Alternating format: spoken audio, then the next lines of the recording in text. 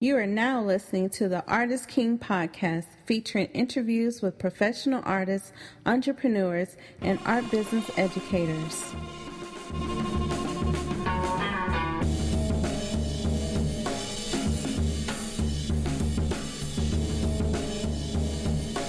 Artist King's mission is to fuel the passion and build the business knowledge of the artists to further their success in the art industry. We want to hear your suggestions and comments and subject ideas to discuss in future podcasts. Please send an email to podcast@artistking.org.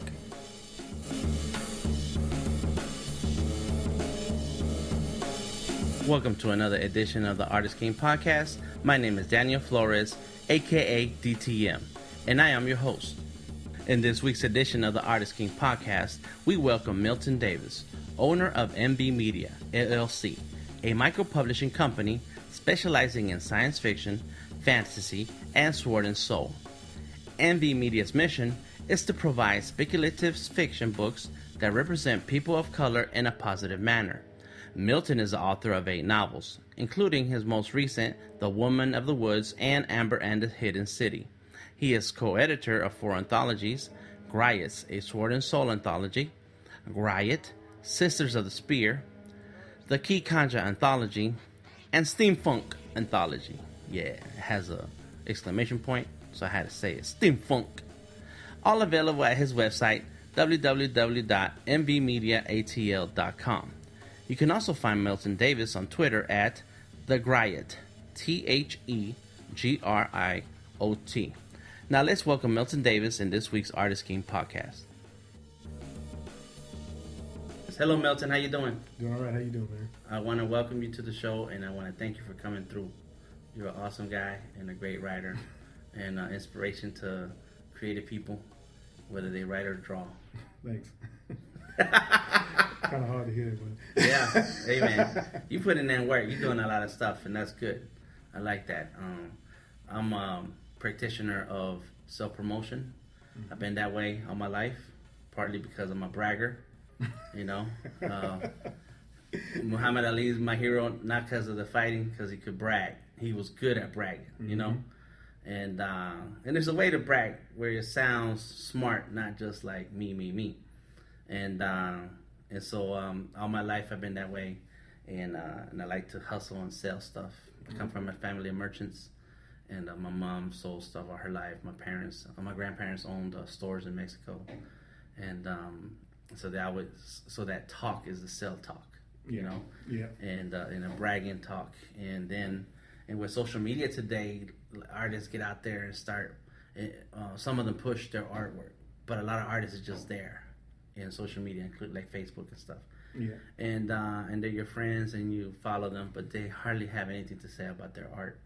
You gotta have a sales part of it, right? That's gotta be there, right? Or have somebody who's selling it for you, right? Yep, that's true. And when you don't, and then that's tough to afford. Sometimes when you're starting out or at certain levels, and so when I see you and you're pushing the books and you're pushing your speaking engagements and things, like, yes, that's what I like to see.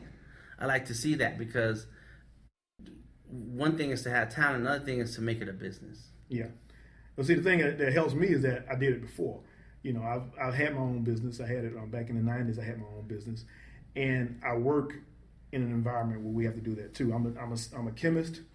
I'm a technical support chemist, and a lot of times I'm on the road working with salespeople. You know, and I have to get out there and sell projects and stuff. Like I do trade shows all the time and all that kind of stuff. So everything that I do for my writing is basically coming from what I do for my everyday job. Mm-hmm. You know, I understand that has to be part of the process, because one of the things that we do all the time, we talk to salespeople. Sometimes salespeople say, well, you know, I can sell anything. I don't necessarily need your product. Mm-hmm. And I always tell them, well, you know, hey, you can sell everything once, but unless the product works, you can't sell it again. Right. You know, you can't resell to a dissatisfied customer. Yeah, exactly. But at the same point, same thing. I can make the best product in the world, but unless somebody gets out there and sell it, nobody knows it. Mm-hmm. So it's kind of a relationship. We both need each other and stuff. And when you're doing art, like you and I are doing, you got to have both aspects. And sometimes you're the only person that can do both parts of it. Mm-hmm. So even if you don't like selling, You know, a lot of people don't like it. A lot of people have a negative attitude about selling. Yes. But the bottom line is that unless you are willing to sell your product, you know, nobody's going to be aware of it. Right. And it's something that you have to kind of, some people it comes natural to, some people have to develop it. And I work, and when I do my seminars, I talk about that. And, you know, you look at your strengths and your weaknesses and you develop your sales pitch based on what your strengths are. And you just go from there. You know, everybody doesn't sell the same way. Right. You know, some people are very boastful. Like some people are braggarts. Some people are, I'm a technical salesperson. When I had to do sales, I'm not the kind of person that can really chum up with folks and stuff like that in some ways, but I can sell from a technical standpoint, from my knowledge standpoint, because I know about the product and I can talk specifically about the product and tell you specifically how that product's going to help you and how I can work with you, develop a system with that product. And that's how I sell, because that's natural for me, because being a chemist, that's how I am.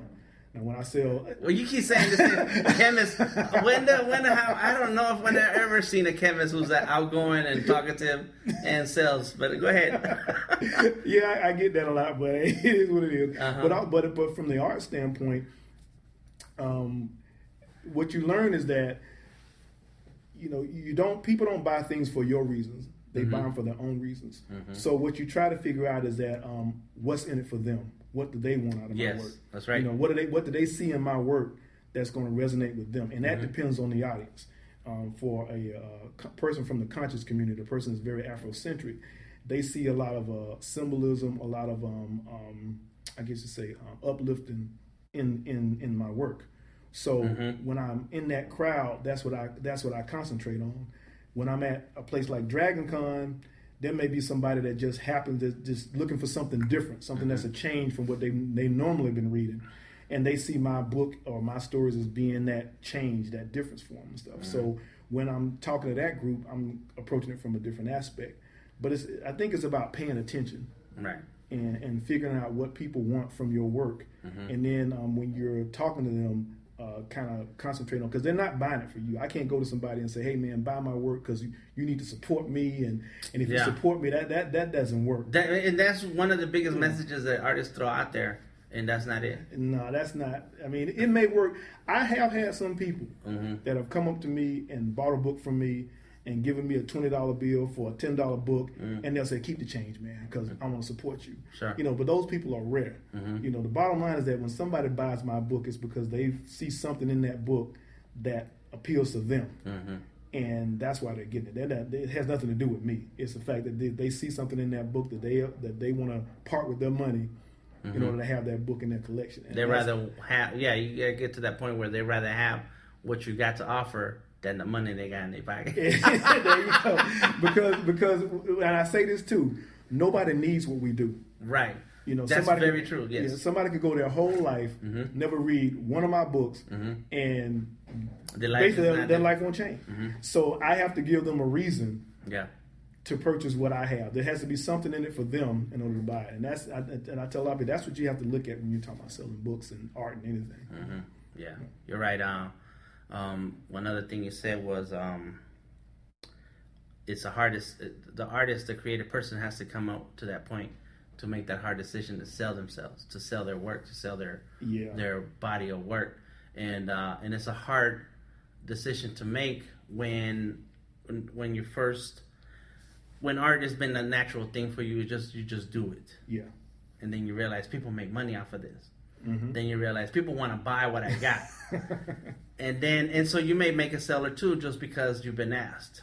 But then the day comes where, like, you know what, this has to be a living. I make a living off of this. But then you feel that you're selling yourself and you're always chasing that money and that dollar. Yeah. So it's a hard balance. And you have to stay, you have to understand the business aspect of it and be comfortable with it to be okay with your work being sold that way. Yeah. I think with me, I came at it a little differently because, you know, I was looking at doing another. When I got into this really when I was in college. I had always written stuff off and on, but I never really thought of it as being something that I could do on a regular basis because I grew up in one of those households where, you know, when people look at your writing and say, that's cute, baby, but you need to go get you a real job. That kind of thing. So you do your little writing thing, but in the meantime, get something that's real.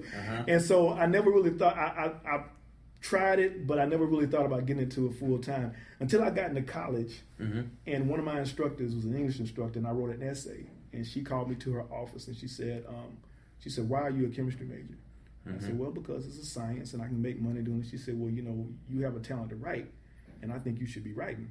And I was like, yeah, that's cool, but I can't make money as a writer, so I'm not going to worry about that. So she was the person that actually introduced me into science fiction. Wow. Because I guess she felt like, like if he sees science fiction, then maybe he would be interested in writing the work. And that's when I was reading Asimov and Heinlein and all this stuff, and I was really getting into it. I was like, oh, this stuff is really good, but still, it was. So I decided, well, maybe one day I will write this stuff. I wrote a few stories, and she read them, she critiqued them, and said, oh, this is great. I said, well, maybe I'll do it, but still I'll do it once I get myself established in the chemistry thing and stuff, I'm not trying to please everybody with what I do. What I'm trying to do is find those people who relate to what I'm doing. Of course. And that's, to me, that's and it's easier for me to put my work out there that way and understanding that everybody's not going to like my stuff and knowing that that's okay. I think that's one of the biggest things that that's hard. That's very hard. That's that's a big also hurdle. You have to have thick skin. Yeah, because I say it, and it's easy for me to say, but I still get kind of like when I see somebody give a bad review on a book that I've written or a story that I've written, because it is personal and it does kind of affect you. But then I have to go back and say, look, Milt, everybody's not going to like what you're doing. That's right, and that's all right. Just keep moving on and don't worry about that. Yeah. And I think that's the part where you talk about partnering with your work and sharing it with other people. It's not as difficult for me because that's part of my project. And I always tell people, I say, it's my baby until it's done. It is a project. It is a product, and I got to sell it. Right. That's right. And I got to look at how am I going to sell this product. One of my most favorite projects is probably one of the ones that sells the least. I love it. I think it's great. And the people who have taken the time to read it like it. But for some odd reason, it just doesn't resonate with the people that I sell to right now. Now, there may be an audience out there for it, but I haven't found that audience yet. But which one is it? Which? It's a project I got called the Savant Chronicles. The Safari Chronicles. The Savant Chronicles. The Savant Chronicles. It actually started off as a joke because Savant is basically Davis spelled backwards. And me and my cousin developed this a long time ago. But as I started working into it, I started working into this. It's like a North American fantasy story. It takes place in North America. Africans and Europeans have come to America, but differently than the way they did before. Native American culture still dominates, and it's about a African family that has kind of established themselves here, and it's about their history and stuff like that. And it incorporates, African mythology, African culture, Native American culture, kind of mixes it all together with a little steampunk thrown in there. And I really like it. I think it's a really good project and stuff like that, but it just hasn't really done well. Alternate universe. Yep. The steampunk. Yep. Okay, so we need our listeners to go get that book and then tell us what they think if they like it, because it seems that nobody's hitting on it. And you can go to MVmediaATL.com and find that book, because we want to hear what it is that you like about it or not like about it. Why is it? Yeah, it's a little different than what I'm writing right now, and I think it's just a matter of me not being able to find the audience that that really resonates with what it's talking about and where it's coming from. So. The Savant Chronicles. Yeah. SIVAD. Got it. Okay, cool. So let's you mentioned something about college and writing, or your early writing. Tell me about growing up as a kid. When did those writing ideas come to you? When, if you remember the time when you put that pen or pencil to the paper and you said, I like this. The first time I did anything that had to do with writing that I remember was in the 5th grade. Okay. I was in a class, and there were me and a few other kids in the class where they decided that we were going to take accelerated courses, and they had a program at one of the high schools in my hometown.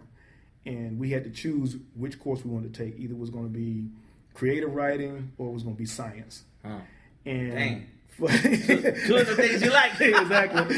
So it was kind of hard for me, like, which one do I do? So, but I chose the creative writing because I like to read. And I said, well, let me check this creative writing thing out. So they took us through a process where they would have us read certain books, and we'd have to critique them, and we'd have to write and stuff like that. And that same year, I actually ended up writing a play, because at that time, this shows how the more things change, the more they stay the same. This was like, 1971, something like that. There was a big issue about drugs and stuff like that. So I wrote a play about, drugs being bad and things you need to do to stay away from them. And it was part of an assignment in my class, and my teacher liked it and said, hey, we ended up doing the play for the PTA. We actually staged it. We got kids that acted and all that kind of 5th grade? Yeah. 5th grade? Yeah, it was 5th grade, Okay. But after that year, I didn't write anything else. It was just like, how do I top this? I can't.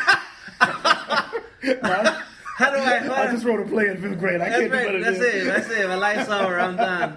Damn it. No, it was more.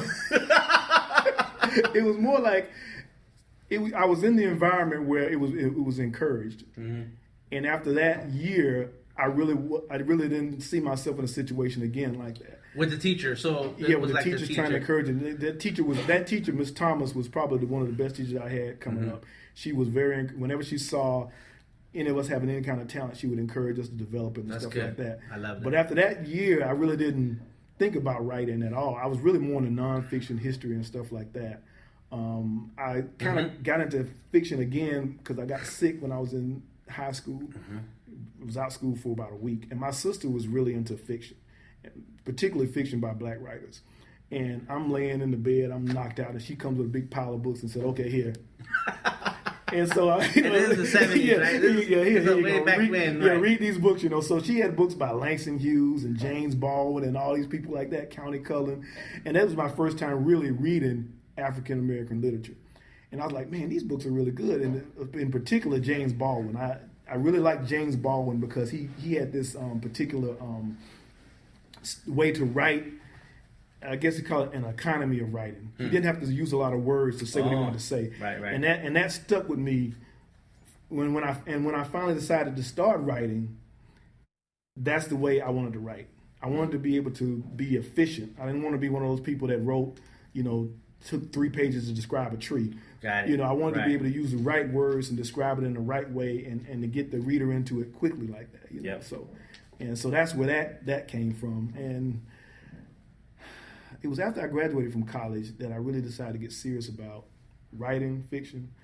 And then I took courses. I had been reading Writer's Digest for a long time. I love that. Now that I was gonna, I had to interject right there because that right there, I used to have a subscription when I was a kid. Oh, okay. I love reading. I love it. Yeah, Writer's Digest is really a good magazine. I don't follow it now. No. But back then I used to read it all the time. It used to be fat too. It used to have a nice size to it.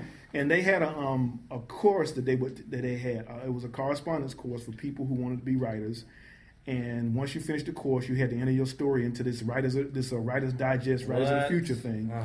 And so I was like, well, for a while I was trying to decide whether it was legitimate or just some way for them to get money out of me. But kind of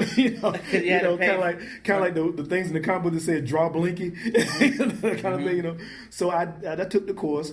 They hooked you up with a published author, and you took these classes. They gave you the basics of writing fiction. And then at the end of the class, you wrote the story. So I did the whole course. Most of my grades were good. I wrote the story, submitted it into their competition, and I got an honorable mention in the competition. Wow. And so then I was like, okay, I'm ready to start writing. But then I was kind of skeptical of the course. So I took another writing course that was being offered at Emory. What? I wanted to make sure. You wanted a second opinion? Yeah, I wanted to the scientists in you. Hey, that's how we scientists do it, man. We run a series of experiments, and then we draw conclusions from the data. Right. So I was like, I want to make sure that this class was really legit. So I took this class at Emory. It was taught by an author. And the first assignment, she gave us the first assignment. I did it, turned it in, and she came back. She said, oh, this is great. And I said, okay, I'm really there now. I think I'm where I need to be. So I just need to start writing and submitting stories. And I started doing that. and I went through the process. I went from getting form rejections from editors where they really didn't read the story, just like thank you very much, like on Xerox or something like that. Mm-hmm. And then I got to the point where editors were actually starting to read my stories, and I was getting personal letters from them saying, hey, I read your story, mm-hmm. I think it's great, but it's not for my magazine. It's not for my audience. You may want to try this magazine and that magazine. Mm-hmm. So at that point, I felt like, okay, I'm there now. Okay, but what was the difference between those 2 points? When you're getting those rejection letters, and then you're getting some feedback and criticism from the editors. Well, I what think, did you do different? I think it's just. I think it's just growing as a writer. Oh, so it was different stories. It wasn't the same story. Yeah, it's different stories. I think you learn how to tell a story. Mm-hmm. Over a period of time, you kind of start to come into what I guess you could call your style, mm-hmm. and it's an evolutionary process. Even now, I write different now than I wrote 6 years ago when I first started self-publishing, mm-hmm. and I can see the evolution in it. And I don't know if it comes necessarily from getting feedback from other people, or if it really comes from just you self-critiquing and starting to notice at some point your stories flow. Because when I first started writing, I would spend a lot of time rewriting and looking at sentences and saying, no, that's not really like I want. It's not saying the way I want to. No, I'm not describing this right. I think it was with the when I wrote Changa Safari Volume 2.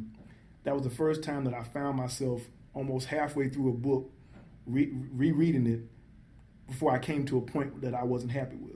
Mm-hmm. And I didn't even notice it until I was just reading it, and then I got to this one point. I said, okay, I need to change this. And then I looked, I said, wait a minute, I'm almost halfway through the book. Mm-hmm. And that's when I felt like I was at that point where I was comfortable with my style. Mm-hmm. And I was happy with how I was writing. Mm-hmm. And everything was flowing the way. And I got that same reaction from my readers. I have friends of mine who are writers themselves that I share my books with when I'm finished with them.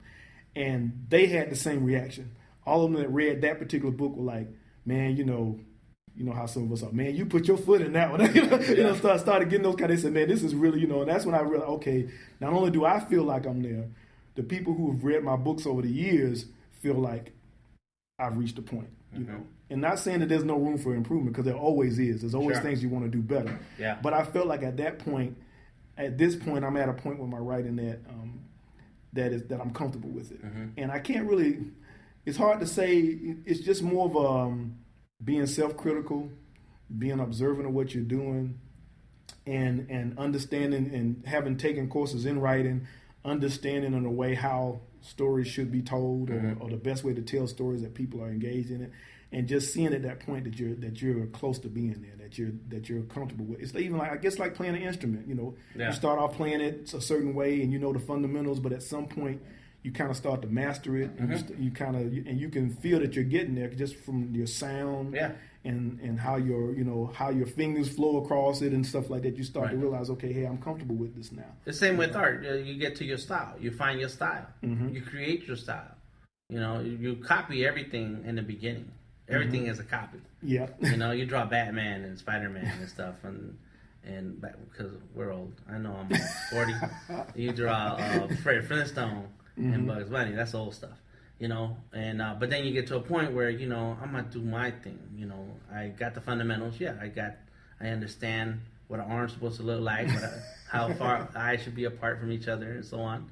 And now I'm going to do it my way. Yeah, and you get to your own style. Yeah, that's the point, because I guess that's the same thing, too, because, writers are readers. And I think that's the same thing, because you get to a point where you start noticing that what you write is really not that much different than what you're reading. Right. And I think that's another point as well, because you start to notice, because it used to be a time, you read certain writers and you're like, oh man, but now you read them and I'm not gonna say you're not as impressed, but you start to realize that what you're writing is similar to what they're writing. It's just a different style, right? And I still read writers now, new writers that I come across that blow me away. And I'm like, man, and I always say I know when somebody's really good is when I wish I had written their book. I read their book and say, man, I wish I had written that, man, that is good.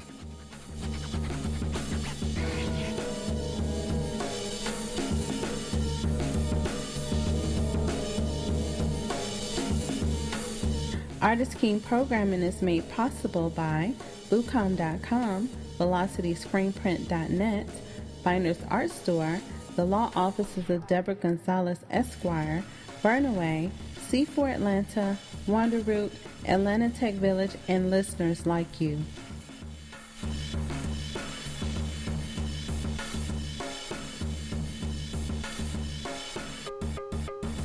When you came to see us at the comic book weekend, that was one thing I didn't get. I did not. You kept, when you came to that weekend, you explained your process, and then how you didn't have a process in the end. Now that, because you've been writing for so long, and you don't have, and so I didn't get it when you were saying you don't have a process, but it's your process. Like, there's no, you didn't have a process that was laid out by writers 100 years ago. You know, you have your own way, and talking to you today, I understand is your style. You know, I understand it from my point of view as an artist, where I create a style, I establish my style, I'm comfortable drawing in my style, and I can draw anything I want and need. And but I have my ways now. Yeah. And so I guess that's what writing is with you. And so, how many books, how many stories, how long do you think that takes? It depends on the project. I do at least one book a year. It probably takes me around 6 months to write a novel, but I'm not writing 100,000 word novels. And when I write a novel, it's going to be somewhere between 50, 60, 70,000 words. And I write every day.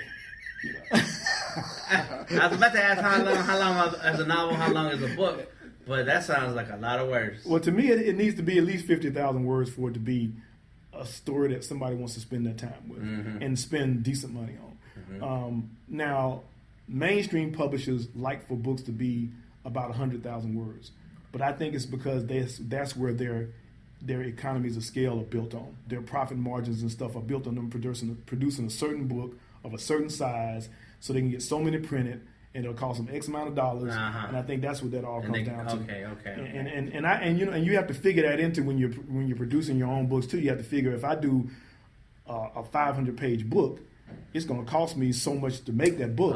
So I'm going to end up having to selling this book like $25. And is anybody going to buy $25 for a paperback book? So you have to figure all that kind of stuff in. Right. So for me, 50 to 60, 70,000 words, that's a comfortable book. And I can probably write 2 books a year. Before I started publishing, though, I got myself ahead. I said I wrote 3 novels before I started publishing novels, because I wanted to make sure that I was at least letting out 1 book a year, because I felt that's the way I needed to be able to build a following, that people had to know to invest in me. People had to know that every year I was going to be coming out with something. So you had a plan. Yeah. Before you published, you planned it out. Oh, I planned it out big time. I really the scientist. Yeah, that's me. I researched the industry about publishing. I looked at how many books does the average publisher put out? What does the average publisher make? And all the decisions that I made were based on that research that I did. How many books I needed to have, what my 5-year plan needed to be, how many books I needed to have at the end of that 5 years. I took under consideration that what I was writing was a niche within a niche. So that means that I'm not going to be getting the same numbers as somebody writing mysteries or romances or something like that. And so I tried to come out with a reasonable ideal of what to do and what to expect. But the one thing that I didn't anticipate, which really hit me hard that I didn't realize, is that it's really hard to sell books. I thought all I had to do was write a really good book, and they would just fly out of my hands. But there's a lot of people out there writing good books, like anything else that you do. And I didn't realize that it was going to be so tough to sell books. You know, but now that I know that, and my expectations are more realistic now. And I think that's what hurts a lot of people first getting into writing, is that they have the same ideal I have, that it's going to be easy to sell a good book once you write a good book. But it's hard to sell books. Yeah, and you hear that as an artist all the time. I've heard this at least once a month all my life in the past 20, 30 years since I've been drawing. People say, "Oh, you can sell that." They see you drawing something. They see you for painting something. Oh, people will pay money for that. I mean, yeah, but where are those people? Bring me those people right now. I think it's it's a cumulative effect. Of course. That, as you get readers or as you get people buying your artwork and they go out and talk about you, then they tell other people, and it just kind of grows and builds. That's why you can't look at this being, I tell people, you can't have a lottery mentality about this. That you can write one book and it's going to sell millions of copies and you'll be able to retire. Right. The people like J.K. Rowling and all this is rare. And even her, she worked on Harry Potter for 20 years. So there was a lot of work behind that. So it's just not like she sat down one day and wrote this book and all of a sudden it's selling millions of copies and stuff. Yeah. So I think you have to be invested into doing this for the long term. Unless you just got this one book in you that you just got to get out, and once you get out that book out of you, you're happy, and then you'll never write another book again. Sure, that's me. I have that. I have some. I have 2 or 3 of those. So they're just sitting there waiting for you to get that's right. Yeah. and that may be the only reason you want to write a book. But if you're the kind of person that you decide, I want to make a living from this, or I want this to be a career or something, that's right. Then you got to be ready for the long haul, and you got to realize that it's not going to be just one book. It's going to be an accumulation of books that are going to end up building your career. So that's where you have to look at it. Right. When you say there's other people out there selling their books, today's technology in 2014 is all digital. Everything is digital, and it hurts to see big book companies, bookstores go down, like not Barnes and Noble, but the other one, Borders. Yeah, that hurt me. And because I love going into bookstores, and I love picking up a book and looking it over, reading over, buying books, carrying a stack of books. And so even though you see that technology is taking over and it's all mostly digital and so on, books are still out there. Oh yeah, stories are still being told, and people are still reading them. So the industry is as competitive as it ever is going to be. Oh yeah, I think it's changing where you're going to go get the books now. I think see what Amazon has done is they've cut a lot of the profit out of it, and that's why it's hurting the big bookstores. And it hurts us as writers because then there's less shelf space. If you got less shelf space, then you're going to dedicate that shelf space to the sure thing. You're not going to give it to a new guy that nobody's ever heard of before, So our refuge is basically ebooks and electronic. That's what, because that shelf space is limited. It can hold as many unlimited, books. Yes, it's unlimited. So that's where most of us are steered. But the majority of books are still sold as hard copies. So about half of my book sales come from ebooks. Okay. The other half comes from either direct sales or books that I sell through distribution, because I can still get books in some independent bookstores. They are more open to trying new artists and stuff like that. And it's very volatile right now. Some of the things I have to deal with is that I get upset when I see people selling novels for 99 cents. Selling 50, 60, 70,000 word novels for 99 cents. But they have this mentality that, okay, if I sell at 99 cents, then I'll sell millions of them, and that's $1 million. Exactly. But the thing about it is that they only get 35% of that. Oh, I see. And so but it hurts the person like me that's trying to sell it for a decent profit, because the guy said, "Well, I want to spend that much money." I actually had a guy say this one time. I sell my anthologies for $4.99 ebook. Okay. One guy bought it, he liked it, and he put a review and he said, "I really like this book. It was a great book." He said, "I usually don't spend $5 on a book." Damn. But this one was worth it. Yeah. That kind of stuff like that, So, and you got to have the profit to be able to continue to produce books. Of course. But how you going to get paid? That's how you get paid. Exactly. So it's a lot of stuff going on in the industry right now, and you just have to just kind of find your way through it, find where you fit in, and just kind of and draw your line in the sand, and decide this is what I need to do. This is what I need to sell books at. And a friend of mine, he was a business mentor of mine when I had my first business, and he gave me this advice, and I didn't listen to it back then, because if I had, I'd probably still be in that business. But he told me, he said, decide how you want to do business, and you'll never have any headaches, because everybody doing business with you will be doing it the way that you want to do it. And the wisdom of that is that's true. If you decide how you want to do your business, then when somebody comes up to you and say, "Hey, well, this is what I want you to do for me," then you say, "Well, no, I can't do that." And then they leave. Correct. And you're fine, because now you don't have to deal with those headaches that doing business with that person would have brought to you.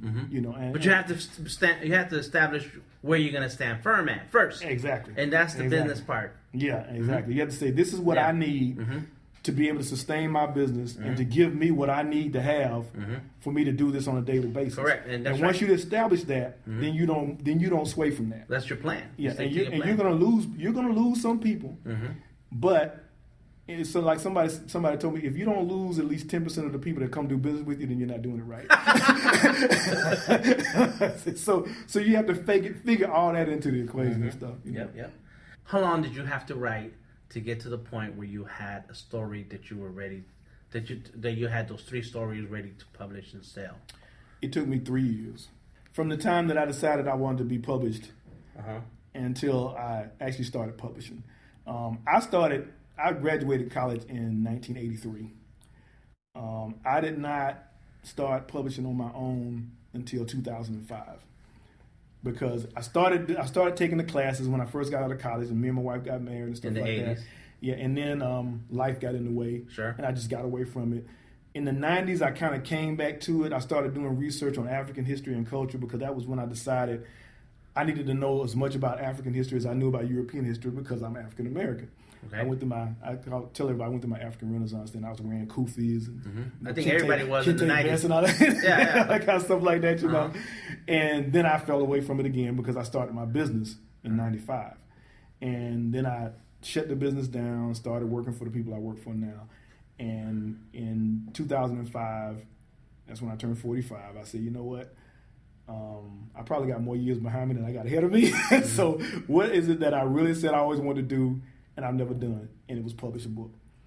And that's when I got serious about it. In L5. Yeah, and that's when I sat down and I pulled all these stories that I had been written pieces of over the years, and I said, okay, I'm going to complete this one, I'm going to complete this one, I'm going to complete that one. And I started doing that in 2005, and that's when I started researching publishing and everything. And in 2008, that's when everything came together. That's when the novels were done. I had all my research done. So you got serious. I decided, and then I started publishing in 2008. 2008, wow. Yeah. Very good.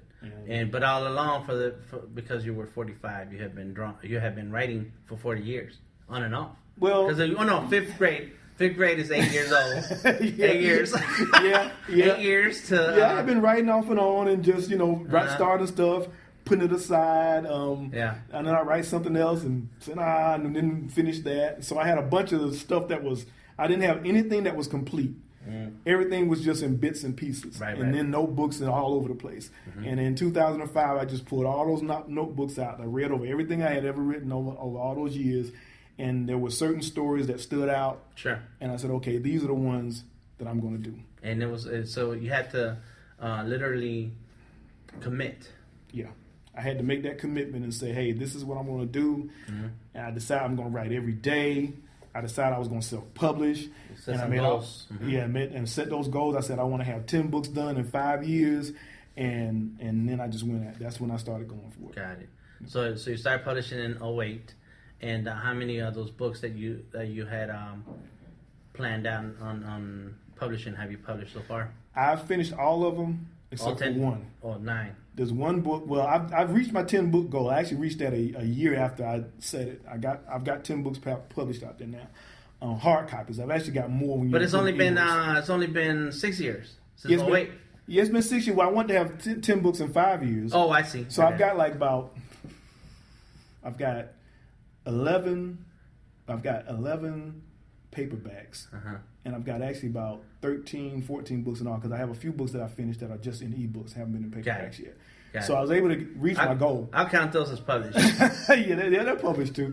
So I reached my goal. I got where I wanted to be. So now I'm looking at what I want to do the next 5 years. And what I really want to try to do now is move more into graphic novels and hopefully animation at some point. Take some of these projects that I've already finished and develop them, because that's why I call it MVmedia, because I want to hit all aspects. I really love artwork. I tell people, if I could draw, I would have never written a novel. All of my novels would have been graphic novels. Is that right? All of them would have been illustrated. Wow. Because I love working with artists. My cousin's an artist. I grew up with him. He's an artist and stuff. And I love to see that artistic interpretation of the words. and I like different artists' style, and I'll try to match the artist's style with the story that I've written.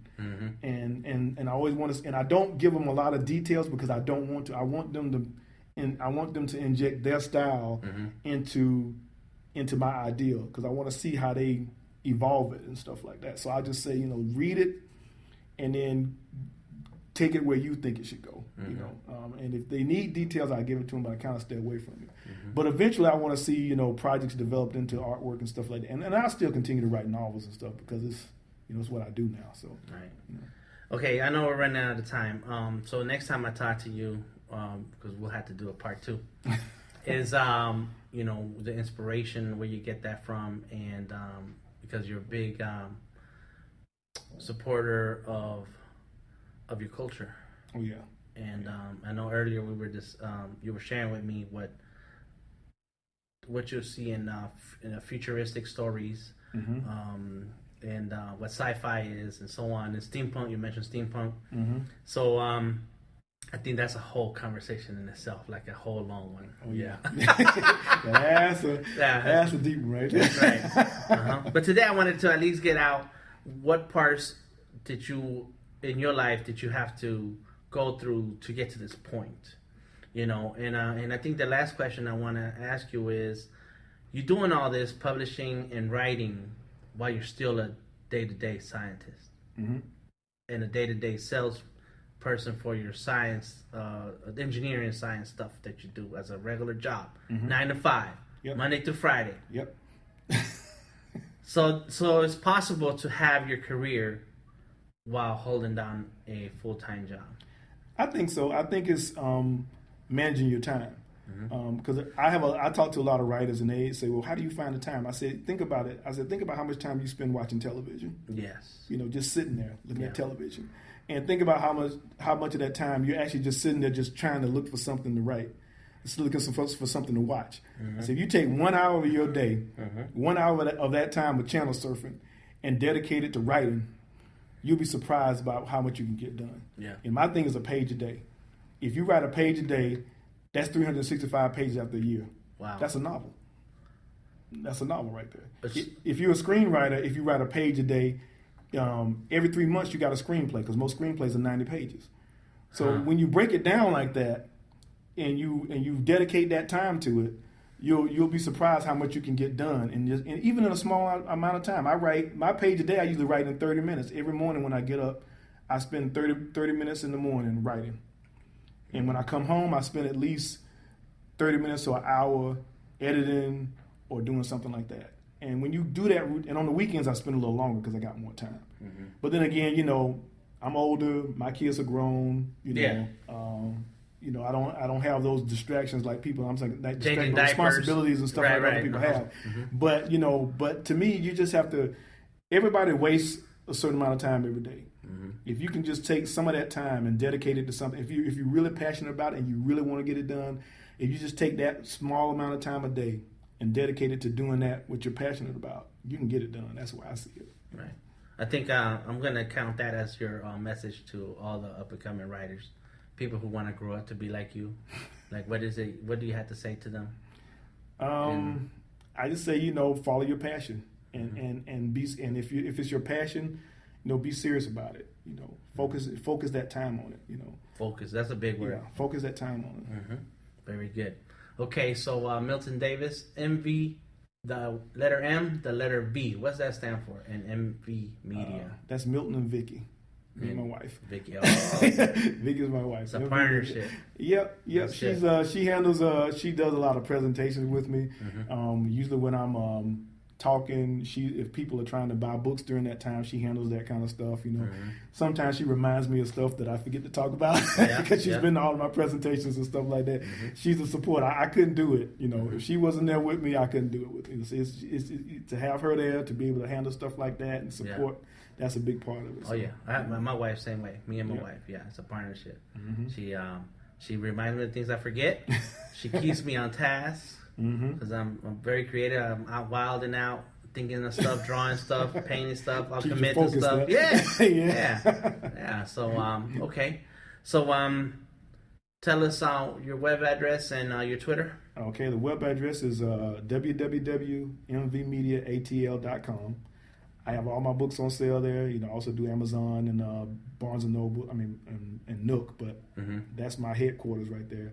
My Twitter is at the Griot, which is the at symbol THEGRIOT. Griot is an African word for storyteller. Well, it's a French word for storyteller, and so I kind of got a little vain and took it took it as my Twitter. So how do you pronounce Griot in French? It's pronounced Griot. Griot. Oh yeah. And, the French. I tell people sometimes the French language is kind of lazy. They put yes. letters that they don't pronounce. That's right. That's right.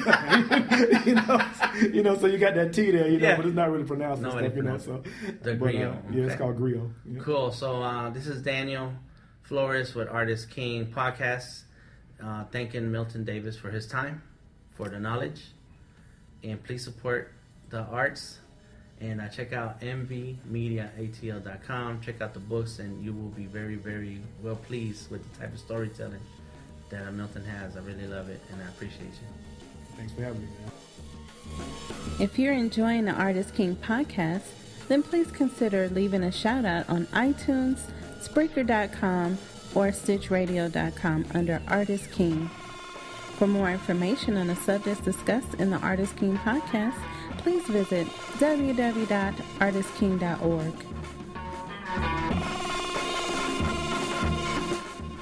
This has been an Artist King presentation, and I am your host, DTM. Thank you for listening, and see you next week.